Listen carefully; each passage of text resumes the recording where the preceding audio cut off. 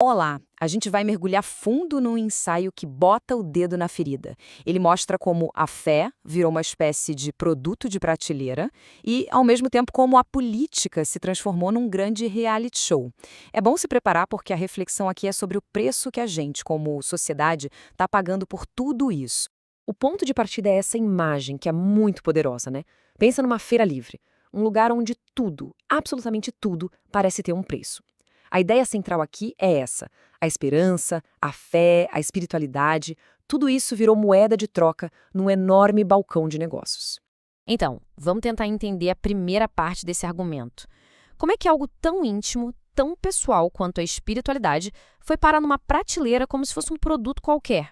E olha, os exemplos são assustadoramente concretos.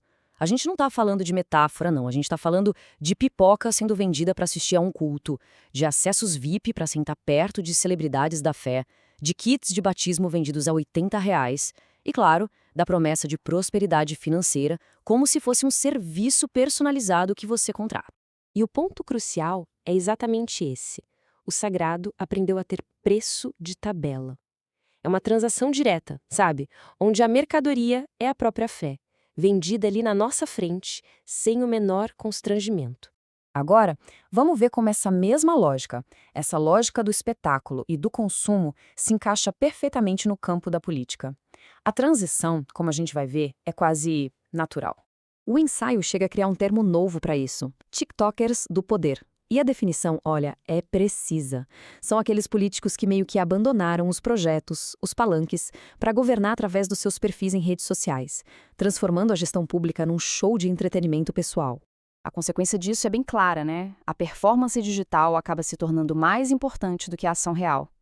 A tela do celular vira o novo espaço de adoração e a validação, que é medida em curtidas, serve para mascarar um vazio de propostas e de gestão de verdade. Bom, diante desses dois cenários, o mercado da fé de um lado e o palco do poder do outro, surge uma pergunta que é simplesmente inevitável. O que se perdeu? O que foi deixado para trás no meio de tanto barulho e tanto brilho? É exatamente neste ponto que a análise propõe um tipo de reset, um grito, sabe, para resgatar o óbvio, aquilo que se perdeu no meio do show. É uma volta à essência para a gente poder entender o tamanho real da distorção. Dá uma olhada nesse contraste direto. É chocante. De um lado, a mensagem original. O cara que expulsou os vendedores do templo, que disse que o maior de todos é aquele que serve.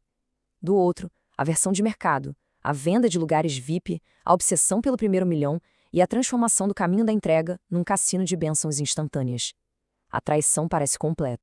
Mas sabe o que talvez assuste mais do que a existência desse mercado, ou desse espetáculo? É o silêncio, a normalização disso tudo. Por que isso acontece? Vamos tentar investigar a raiz do problema. O diagnóstico que o texto propõe é profundo, um analfabetismo funcional da alma. E isso não tem a ver só com não saber ler palavras. É sobre a incapacidade de interpretar a realidade, de perceber os interesses que existem por trás dos discursos e de questionar as estruturas que são impostas para a gente. E isso tem raízes históricas. Fomos formados como uma nação de ouvintes, de espectadores, de consumidores. A cultura da reflexão crítica, do debate que exige paciência, isso sempre foi para poucos. A maioria de nós foi educada para aceitar e seguir, e não para questionar. E aqui a gente vê como essa engrenagem funciona de uma forma que é perversa, mas perfeita. Uma população que não tem o hábito da leitura crítica vira o solo ideal para duas culturas que se alimentam: a que vende riqueza divina em troca de dinheiro e a que vende soluções mágicas em troca do voto. As duas dispensam a razão e apelam direto para a emoção imediata. Então, diante desse diagnóstico todo, qual seria a saída? O final dessa análise aponta para uma direção que é até meio inesperada. Para dentro. Isso aqui é crucial de entender. A proposta não é de lamentação, de sentar e chorar. É um convite à ação, mas uma ação que começa dentro de cada um. É um chamado para a nossa responsabilidade individual. Despertar, segundo o ensaio, começa com atos que parecem simples, mas que são muito corajosos. Começa com a gente desconfiando de promessas fáceis. Com a pergunta básica: espera aí, quem está ganhando com isso? Começa quando a gente estranha um milagre que tem preço e quando a gente exige que o serviço público seja feito lá nas instituições e não numa live de Instagram. E assim, aquela pergunta lá do começo volta.